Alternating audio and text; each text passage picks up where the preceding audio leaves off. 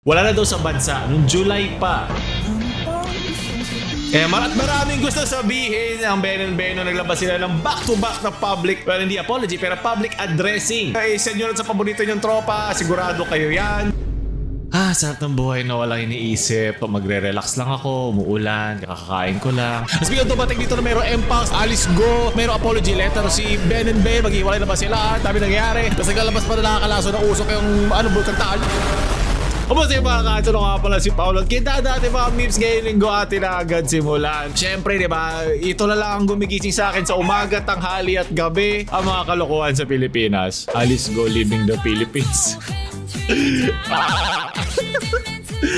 Alam mo yung sobrang invested tayo dun kay Alice Go. Nakita ni Senator Risa Hontiveros na yung kanyang mga documents ay hindi accurate. As ganito lang. Onting Lord up lang sinabi ito ni Senator Hontiveros na wala na daw sa bansa nung July pa si Alice Go kasi she went to sa Malaysia. So dito sinabi ni Senator na imposibleng makatakas siya kung walang tulong ng mga tao sa pamahalaan. Kasi sinabi na mismo ng presidente na nakaban siya eh. Bakit siya hindi na blacklist? Bakit yung ID niya daig pa yung sa Superbad na ni McLavin? Totong hype na to. Bakit siya nakalabas ng bansa? Na ganun lang. Na delulu na ba rin tayo? Me and gang getting ready for the second lockdown in 4 years.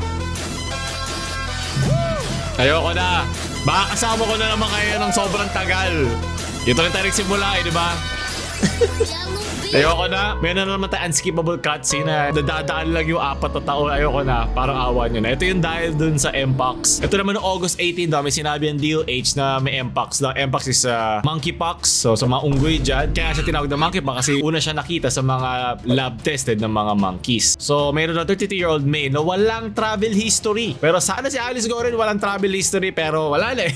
Hindi ko lang kung saan nanggagaling. Kung wala silang travel history. Kung saan niya nakuha yung MPOX na yun. Pero yun nga, ito na may nagapan nila. Before days pa daw na titingnan yung findings. So lumabas na yung mga simptomas a week ago with fever. So dito daw meron sila 21 days para malaman kung may lalabas pang mas malalang resulta sa kanya. Pero yun nga, 21 days of isolation hanggang mag-develop yung mga lesions sa kanya. So mode of transportation, ito kundi kasi Alice Go ay kanyang mode of transmission ay intimate contact with someone na infected, tulad na kanyang damit at ng mga utensils at mga infected na mga animals. So pero basta maligo ka lang, humawa ka ng damo, mamamatay yung virus. So sa ibang bansa rin pala, may tumataas na din yung cases ng MPOX. Kaya sana agapan natin. Ayoko na isa pang pandemic, parang awa nyo na. Kailangan na ekonomiya natin makabawi. So hopefully ay natuto na tayo at wag na sana to kumalat. Lagi tayong maglinis sa ating sarili para hindi na to kumalat.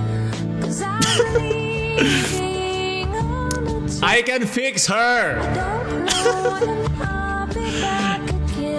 Naiwan sa eroplano. Ito pala kay Rico Blanco, pinakawalan mo kasi.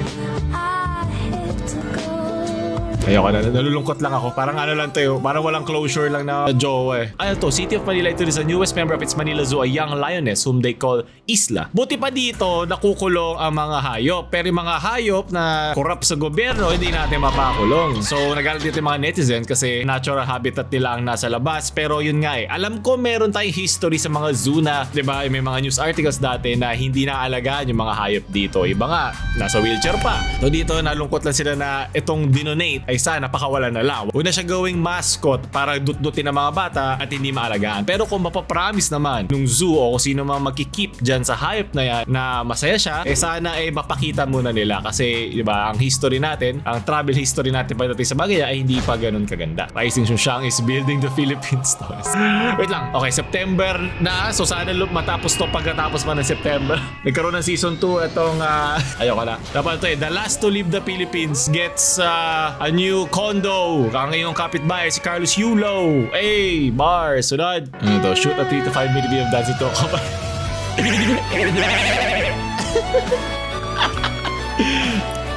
GG, rest in peace. Hindi kita malilimutan. Nabilis mo ito pa, wish mo. Ang wish ko sana, wala na.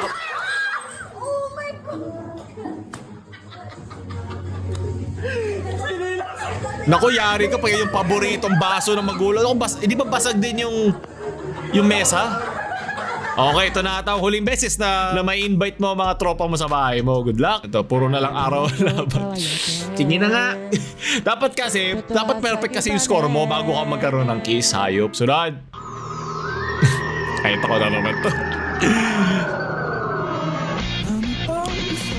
At maraming gusto sabihin. Ang Ben & Beno naglabas sila ng back-to-back na public, well, hindi apology, pero public addressing no nangyari sa Tanya Markova at doon sa FU Diliman event. Onting speedrun lang. So, nung sa Kamanava Grand Rally, essentially, ang nangyari daw ayon sa Tanya Markova, doon sa Cool Pals sa kanilang episode, na pang 24th ang Tanya Markova, pero 17 pa lang yung huling sumalang at nauna ang susunod sa kanila na si Airbnb na sa 25th. Tinawagan kami ng organizer, pinapunta na kami doon sa backstage, nakita namin nakasampay yung Ben & Ben. Sabi namin, teka, pang 25th sila. 24th tayo. Nasa 17 pa lang dapat. So, ang laki nung tinalon. So, dito sinabi nila na address naman nila at pag-usap na sila sa mga tao at mga organizers dito at may mga screenshots daw sila at resibo. Sige, bababo nga yung resibo. Matagal na to. Nung December pa ata yung lumabas yung sa podcast nila. Pero, di ko lang ba't gaya nila in-address. Siguro parang naumay na yung social media manager ng Ben & Ben. Kaya siguro ito, hindi talagang sinabi nila. Pero yun nga, ang pagsasabi kasi ng apology ay dapat mabilis at simple lang. Pag pinatagal mo pa, nagmumukha lang na either guilty kayo o mali ito masyado sa inyong bagay para i-address. So, sinabi dun sa nila Tanya Markova na kung hindi nyo alam na nauna kayo, kahit dapat alam mo kasi meron silang lineup, bakit mo daw sinabi na suportahan nyo yung mga bandang kasunod nito kahit wala nang tumakbo pagkatapos nun. So, yun lang dun daw sila nagtataka. So, na-open up naman nila yun sa kanila at doon nagtapos ang lore. So, isa pang back-to-back naman niya, kung diba Ben & Ben nga, isang Ben, ito yung nagsulat.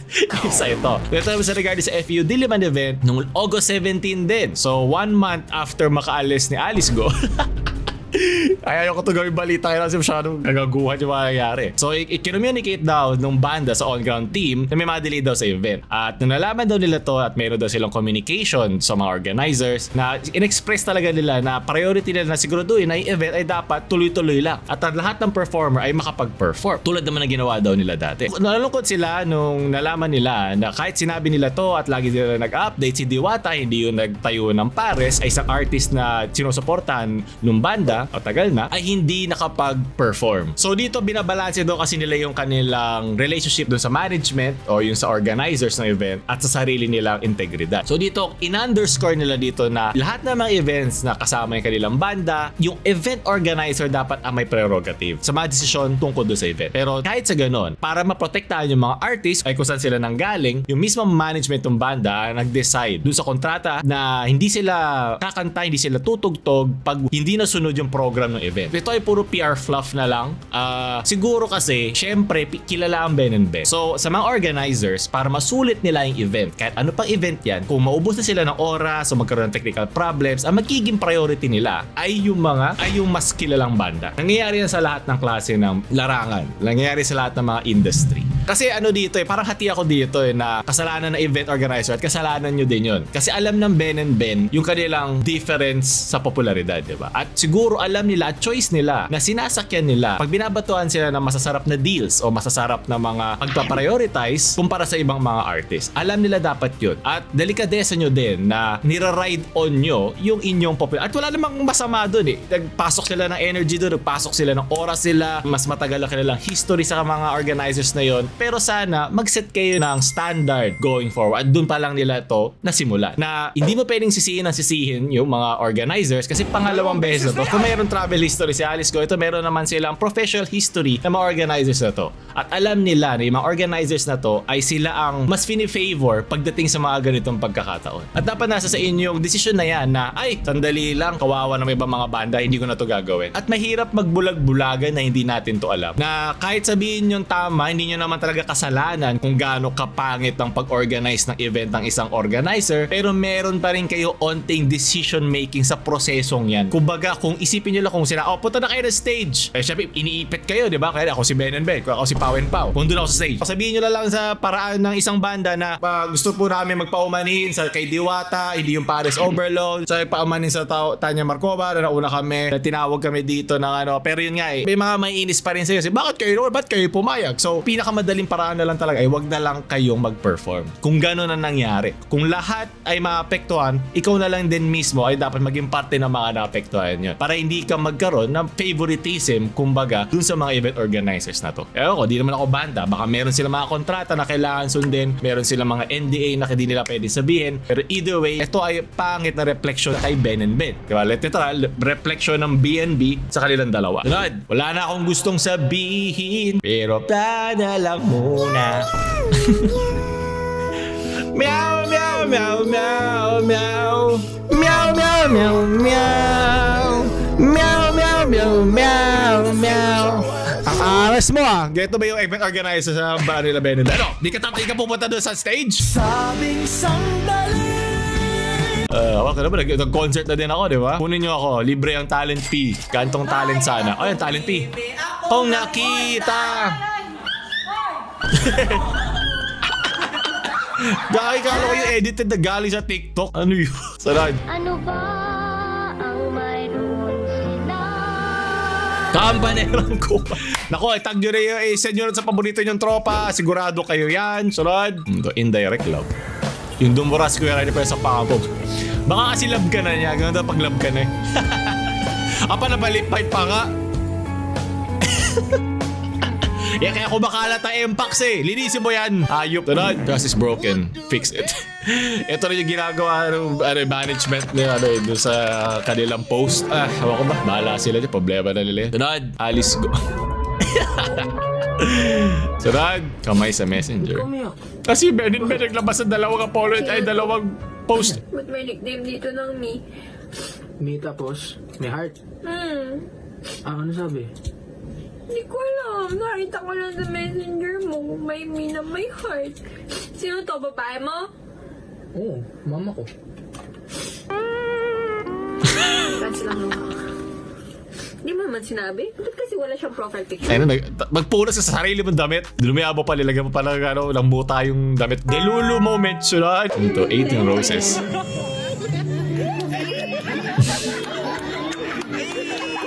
Isa ka rin pala sa mga dalaga. Ang dalagang bukid na may dalang rosas galing sa bukid. Nandire. O yan, sa'yo na.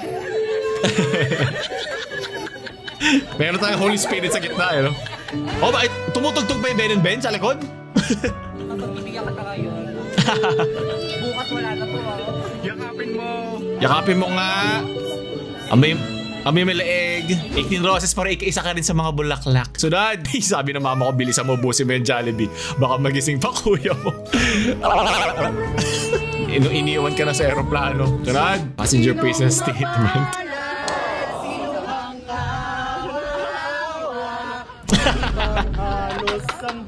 Hey, kahit mo ba nabigay yung sukli? Soba-soba na rin naman nakikita ko. Sarad, umalis na siya. Okay, sabi ko na edit. Okay. Yes! Let's go! Woo! Saan ka punta? Ben, ano nangyayari sa Pilipinas? Sarad, mabangis pero may nami-miss.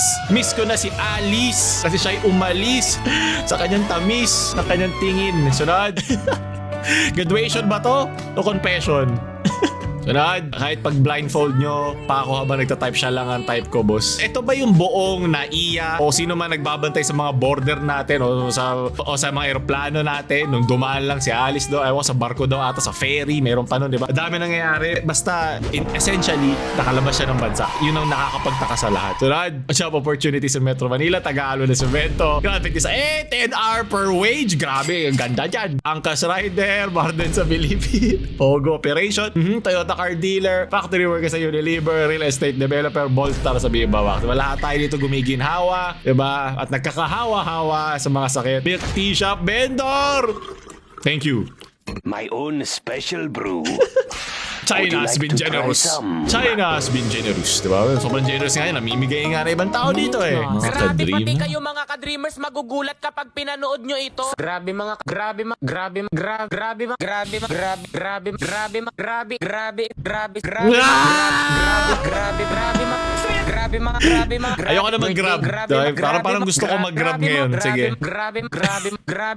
Ito na mapos sabi ko, kamusay na. Parang ko na yun ito, brain rot. Okay, sunod. Ano to? Galing kay EG Bohol. June 17! Ito yung araw na nakalabas si Alice. Basta dabos ka pala, EG. O talaga na-predict mo. Bago siya naging ano na naman, meme. Gagawin ko ang lahat. Wow! Ay, ito pa. Hinahanap ka na sa 18 Roses. Pupunta ka na. Okay. Di mo pa pinatapos hami-hami niya. Nobita.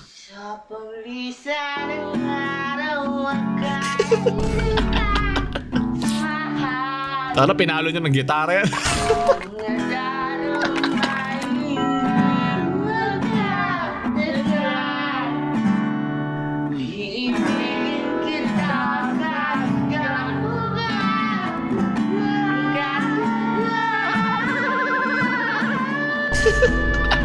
Ang taas!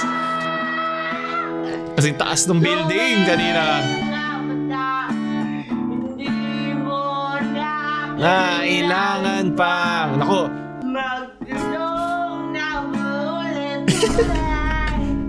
Ito na yan pag nakauunahan ka na ibang banda eh. Kakanta ka lang ito mag-aari. Boy. Paano to? Oh my. Okay, medyo dark. No comment. Okay, tapusin na agad natin ito. Ito natatapos ang mga memes ngayong linggo. Gusto nyo pa mag ito, like, share sa mga nasa Pilipinas yung friends. Last to leave the Philippines. Pakakuha na utang na loob. Paulo Lamabalaw.